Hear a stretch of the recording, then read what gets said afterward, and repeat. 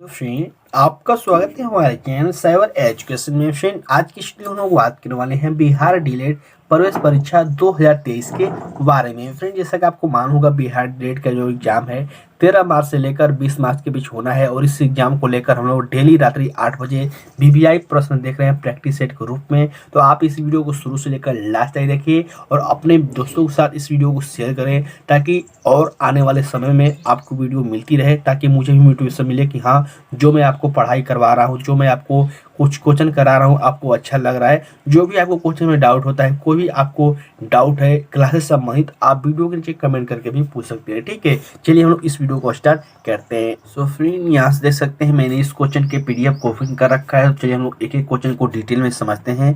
इससे पहले आपसे रिक्वेस्ट है कि इस वीडियो को शुरू से लेकर लास्ट तक देखें। साथ ही अगर आप इस क्वेश्चन का पीडीएफ प्राप्त करना चाहते हैं तो सबसे पहले आपको टेलीग्राम ग्रुप को ज्वाइन कर लेना होगा, जिसका लिंक आपको वीडियो के डिस्क्रिप्शन बॉक्स में देखने को मिल जाएगा। ठीक है, पहला क्वेश्चन यहाँ पे देखिए मेंशन किया गया है, किसको कोशिका का पावर हाउस कहा जाता है, ये आपको बताना है। ठीक है, साइंस का क्वेश्चन है, बायोलॉजी का बहुत ही फेमस क्वेश्चन है, बहुत सारे अलग अलग एग्जामों में इस क्वेश्चन को पूछा जा चुका है। ठीक है, तो कोशिका का पावर हाउस हम लोग माइटोकॉन्ड्रिया कहते हैं, जो कि यहाँ से सी ऑप्शन बिल्कुल राइट आंसर हो जाएंगे इस क्वेश्चन के। ठीक है, साथ ही कभी कभी ये भी क्वेश्चन पूछा जाता है कि ऊर्जा का सिक्का हम लोग किसे कहते हैं। तो ऊर्जा का सिक्का हम लोग एटीपी को कहते हैं, जो कि आप सभी कैडेट को याद होना चाहिए। ठीक है, यहाँ से भी क्वेश्चन बनते हैं। नेक्स्ट क्वेश्चन देखिए मेंशन किया गया है, एकमात्र पाकिस्तानी नागरिक कौन है था जिसे भारत रत्न से सम्मानित किया गया था। ये भी क्वेश्चन बहुत ही यहाँ पे अलग अलग एग्जामों में पूछा जा चुका है। बहुत सारे कैंडिडेट को क्वेश्चन इजी लग सकता है। साथ ही मैं एक बात और आपसे पूछना चाहूँगा कि जो भी मैं क्वेश्चन कराता हूँ, क्या आपको इजी लगता है, हार्ड लगता है? जो भी आपको लगता है वीडियो के नीचे कमेंट कीजिए, क्योंकि मैं काफ़ी दिन से देख रहा हूँ बहुत ही कम व्यू आ रहे हैं। बहुत ही यहाँ पे मेरे कहने के बाद भी कि वीडियो को ज़्यादा से ज़्यादा शेयर करें, तभी बहुत कम बच्चे देख रहे हैं, बहुत कम व्यू आ रहे हैं। तो आपसे रिक्वेस्ट है कि आप अपना जरूर रिव्यू दीजिए कि आखिरकार आपको ये वीडियो कैसा लग रहा है, आपको क्वेश्चन हार्ड लग रहा है या फिर टफ लग रहा है। साथ ही बहुत सारे कैंडिडेट को क्वेश्चन इजी भी लग सकता है। तो जो भी आपका अनुभव है उसके अनुसार जरूर आप शेयर कीजिए। ठीक है, इस क्वेश्चन की बात करें तो यहाँ पे मेंशन किया गया है, वह एकमात्र पाकिस्तानी नागरिक कौन था जिसे भारत रत्न से सम्मानित किया गया था। यानी कि कौन सा पाकिस्तानी है जो कि भारत रत्न से सम्मानित किया गया है, जो कि इनका नाम क्या है? तो इनका नाम है खान अब्दुल गफ्फार खान, जिसे हम लोग सीमांत गांधी के नाम से भी जानते हैं। और इन्हें हम लोग और किस नाम से जानते हैं? तो फ्रंटियर गांधी। ठीक है, इनका जो नाम है खान अब्दुल गफ्फार खान है, लेकिन हम लोग इन्हें सीमांत गांधी या फिर फ्रंटियर गांधी के नाम से भी जानते हैं। ठीक है, तो बिल्कुल आप इस क्वेश्चन से इतना पॉइंट याद रखेंगे। साथ ही आपको याद रखना होगा कि एक प्रथम विदेशी नागरिक थे जिन्हें भारत रत्न दिया गया था। साथ ही जो भारत रत्न पाने वाले दूसरे विदेशी नागरिक हैं वो कौन से हैं? वो है आपको नेशनल मंडेला। ठीक है, जो कि आप ये भी बात याद रखिएगा।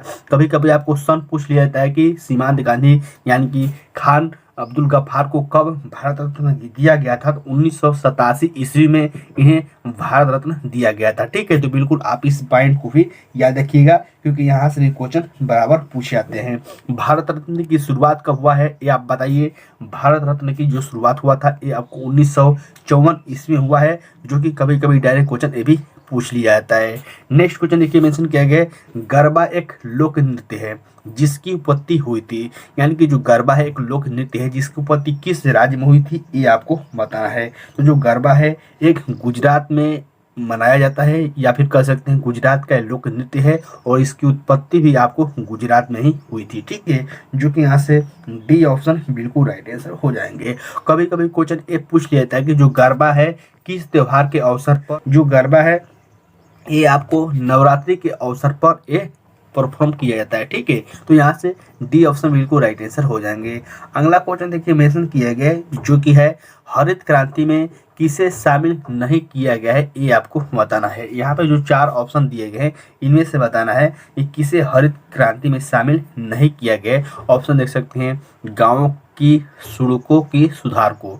यहाँ पे तो यही ऑप्शन बिल्कुल राइट आंसर हो जाएगा, क्योंकि जो हरित क्रांति है ये आपको खेत से संबंधित है, बीज से संबंधित है। और यहाँ पे देखिए गांव की सड़क के बारे में बात किया गया है, जो कि यहाँ से यही राइट आंसर हो जाएगा, क्योंकि यहाँ पे वही पूछा गया है कि कौन सा जो है इसमें ऑप्शन जो कि हरित क्रांति से संबंधित नहीं है। तो यहाँ पे ए ऑप्शन बिल्कुल राइट आंसर हो जाएंगे। ठीक है, हम लोग अगले क्वेश्चन को बढ़ते हैं।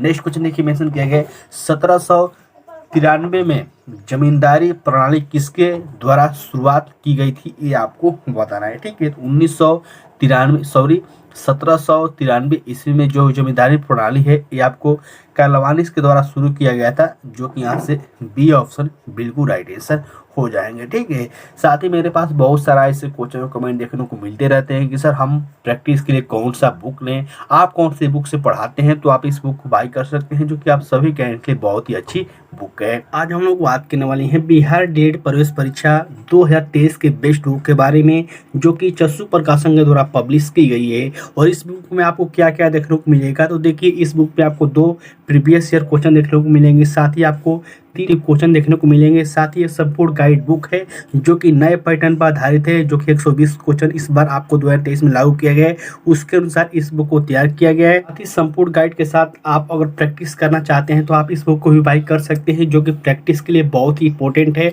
अगर आप प्रैक्टिस करेंगे तो आपकी तैयारी और बेस्ट होती रहेगी। ठीक है, इन दोनों बुकों का लिंक मैं वीडियो के डिस्क्रिप्शन बॉक्स में डाल दूंगा, वहां से क्लिक करके आप इस बुक को बाय कर सकते हैं। नेक्स्ट क्वेश्चन यहाँ पे देखिए मेंशन किया गया है, भारतीय जनता पार्टी यानी कि बीजेपी की उत्पत्ति किसके द्वारा स्थापित भारतीय जनसंघ में निहित है, ये आपको बताना है। ऑप्शन देख सकते हैं, श्यामा प्रसाद मुखर्जी, अटल बिहारी वाजपेयी, लाल कृष्ण आडवाणी या फिर मुरली मनोहर जोशी। ठीक है, तो इसका जो राइट आंसर हो जाएगा ये हो जाएगा श्यामा प्रसाद मुखर्जी, जिन्होंने आपको 21 अक्टूबर 1951 ईस्वी में दिल्ली में भारतीय जनसंघ की स्थापना किया था। ठीक है, साथ ही आपको याद होगा कि अभी भारतीय जनता पार्टी जो है भारत की सबसे बड़ी राजनीतिक पार्टी है, और जो हमारे प्रधानमंत्री हैं नरेंद्र मोदी, ये इन्हीं पार्टी से संबंधित है। साथ ही आपको अभी प्रेजेंट टाइम पर भाजपा यानी कि बीजेपी के जो अध्यक्ष हैं वो कौन है, वीडियो के नीचे फटाफट कमेंट करके मेंशन कीजिए। ठीक है, नेक्स्ट क्वेश्चन देखिए मेंशन किया गया, स्वतंत्रता के बाद भारत के पहले उप प्रधानमंत्री कौन हुए थे, ये आपको बताना है। ठीक है, तो जो आपको भारत के पहले उप प्रधानमंत्री थे या फिर स्वतंत्रता के बाद जो पहले उप प्रधानमंत्री थे, ये थे सरदार वल्लभ भाई पटेल, जो कि यहाँ से ये ऑप्शन बिल्कुल राइट आंसर हो जाएंगे इस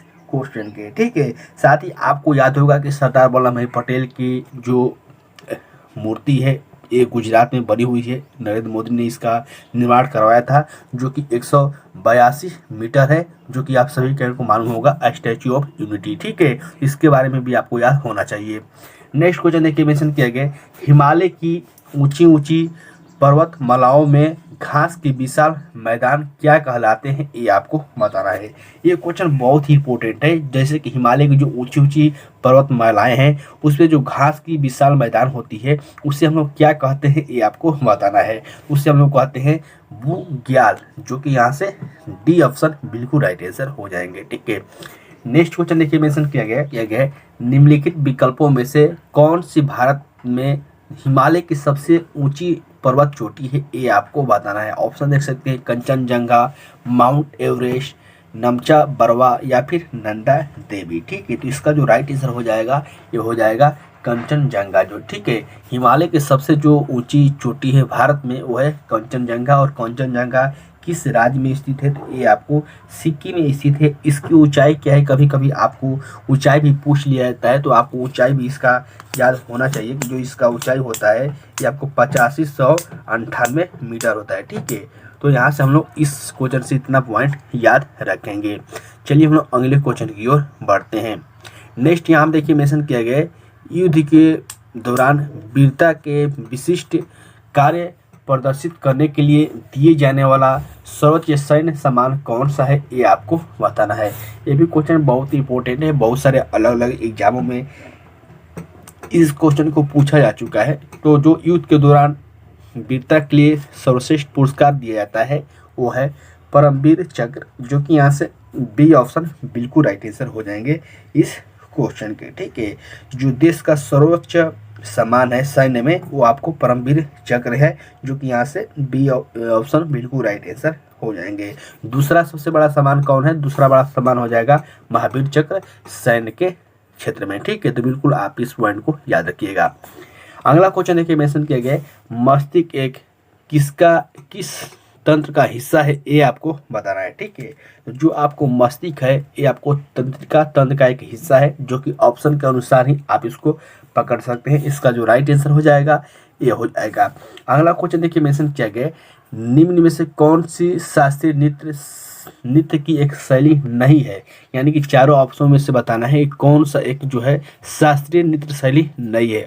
कथक, कथकली, कालबेलिया या फिर ओडिसी। ठीक है, इसका जो राइट आंसर होगा क्या होगा, ये हो जाएगा कालबेलिया, जो कि यहाँ से सी ऑप्शन बिल्कुल राइट आंसर हो जाएंगे। ठीक है, कालबेलिया ये आपको एक शास्त्रीय शैली नहीं है, एक नृत्य है जो कि राजस्थान का ही है। ठीक है, लेकिन ये जो कथक है जो कि उत्तर प्रदेश संबंधित है, कथकली उड़ीसा से, उड़ीसी जो उड़ीसा का, ये सब शास्त्रीय नृत्य के अंदर आते हैं। ठीक है, मोहिनीअट्टम केरल का है, मणिपुर का, कथक उत्तर प्रदेश का मैंने आपको बता ही दिया। साथ ही एक और पूछा जाता है शास्त्रीय, जो कि असम का नृत्य है। ठीक है, तो नृत्य से संबंधित आपको बहुत सारे अलग अलग एग्जाम में पूछे जाते हैं, तो इन सारे पॉइंटों को आप याद रखिएगा।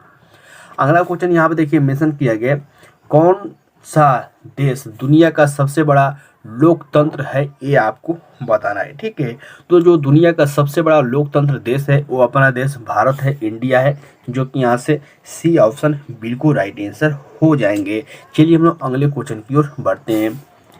PMGY का पूर्ण रूप क्या है, ये आपको बताना है, यानी कि इसका फुल फॉर्म क्या होता है, ये आपको बताना है। तो जो आपको PMGY का पूर्ण रूप होता है, ये होता है प्रधानमंत्री ग्रामोदय योजना, जो कि यहाँ से बी ऑप्शन बिल्कुल राइट आंसर हो जाएंगे इस क्वेश्चन के। ठीक है, इसका शुरुआत कब हुआ था, कभी कभी इसका शुरुआत भी पूछ लिया जाता है कि 2000 से 2001 के बीच इसकी शुरुआत हुआ था, जो कि आप इस पॉइंट को भी याद रखिएगा क्योंकि यहाँ से भी क्वेश्चन पूछे जाते हैं। ठीक है, नेक्स्ट क्वेश्चन देखिए मेंशन किया गया, उत्तरी भारतीय मैदान की दलदली पट्टी को किस नाम से जाना जाता है, ये आपको बताना है। ठीक है, दोबा, भांगड़ा, खादर या फिर तराई। तो इसका जो राइट आंसर हो जाएगा ये हो जाएगा तराई। ठीक है, जो उत्तरी भारतीय मैदान की दलदली पट्टी है उसे हम लोग तराई के नाम से जानते हैं, जो कि यहाँ से बी ऑप्शन बिल्कुल राइट आंसर हो जाएंगे।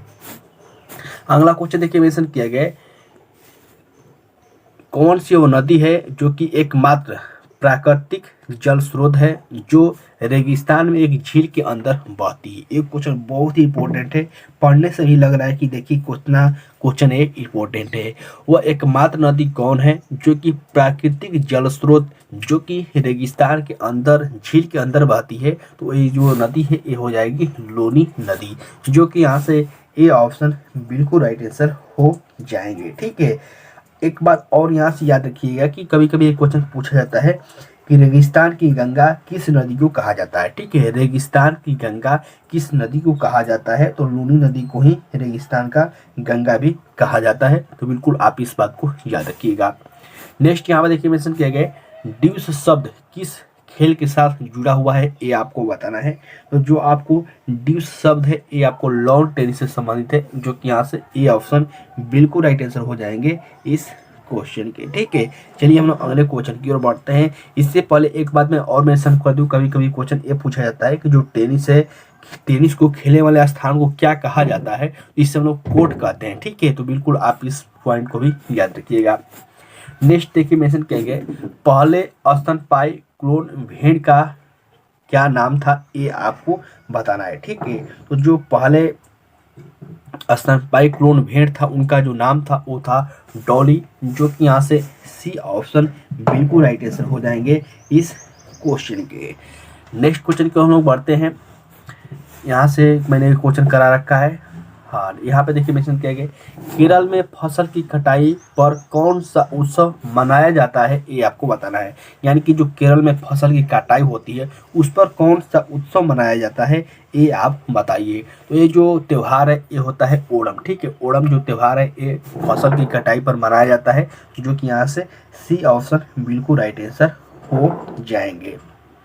देखिए जो क्वेश्चन से इंपॉर्टेंट फैक्ट बन सकते हैं उसके बारे में बता रहा हूँ, अदरवाइज मैं फटाफट क्वेश्चन को आपको प्रैक्टिस करवा रहा हूँ। बहुत सारे कैंड को लगता है कि सर आप सिर्फ आंसर बता देते हैं कि इसका ए होगा बी होगा। देखिए जो क्वेश्चन इंपॉर्टेंट होता है जिससे इंपॉर्टेंट फैक्ट बन सकता है उसके बारे में आपको कोशिश करता हूँ कि कुछ इंपॉर्टेंट बातें आपको बताया जाए, अदरवाइज हम लोग फटाफट प्रैक्टिस करते हैं। मैं नहीं सोचता हूँ कि आपका समय बर्बाद हो, आप यहाँ पे आए हो तो सिर्फ प्रैक्टिस कीजिए। ठीक है, नेक्स्ट क्वेश्चन देखिए मेंशन किया गया, उष्मा का सबसे अच्छा चालक कौन सा है, पारा, शीशा, स्टेनलेस स्टील या फिर चांदी। इसका जो राइट आंसर हो जाएगा चांदी, जो कि ऊष्मा का सबसे अच्छा चालक है, जो कि यहाँ से डी ऑप्शन बिल्कुल राइट आंसर हो जाएंगे इस क्वेश्चन के। ठीक है, नेक्स्ट क्वेश्चन यहाँ देखिए मेंशन किया गया है, मनुष्यों में ऑक्सीजन की परिवहन के लिए कौन उत्तरदायी होता है। तो जो मनुष्य में ऑक्सीजन का परिवहन होता है उसके लिए जो हीमोग्लोबिन है यही आपको उत्तरदायी होता है। साथ ही कभी कभी ये भी क्वेश्चन पूछा जाता है कि जो मनुष्य का